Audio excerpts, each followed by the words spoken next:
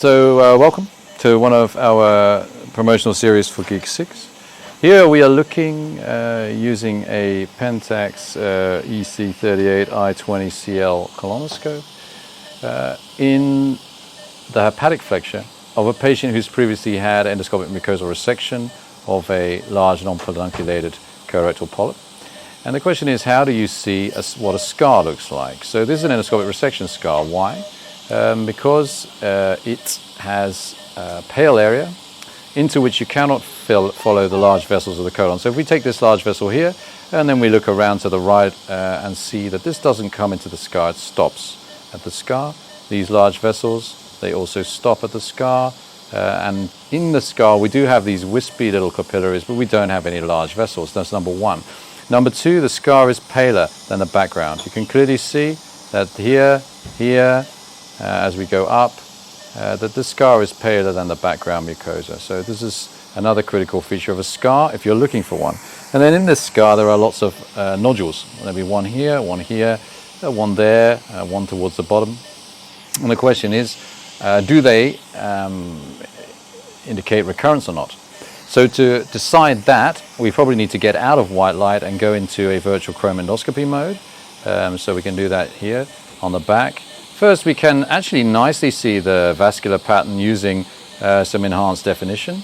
And so you can see that as we look here, that almost certainly these nodules do not have a branching pattern. You are looking for the change from the type 2 open pattern of the scar into a neoplastic or branching pattern that looks more like a surface of a brain than it does like this. So I don't see that. But the way to do that is to use virtual chrome endoscopy. And here we have eye scan. I personally prefer for this eye scan 3.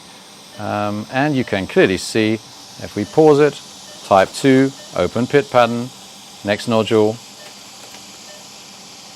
type 2, open pit pattern, next nodule, type 2, open pit pattern, next nodule, no more nodules, maybe one just under here. And of course we're demonstrating that the use of a cap on this instrument is really quite important, because you can see there is scar down here underneath this fold. So it's really important to be able to see the whole scar to make sure you don't have recurrence on an edge.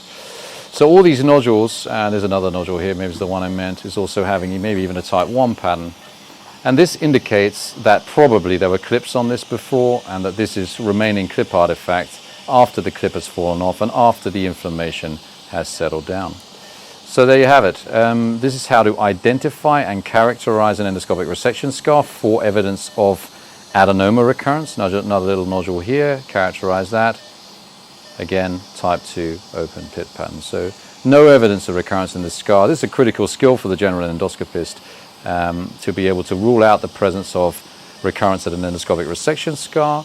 If you don't know what the risk factors for it are, if you don't know the morphology of it, if you don't know what it looks like, if you don't know how to predict it, then come and see us at GIEQ 6 for more of an overview. Thanks so much for watching.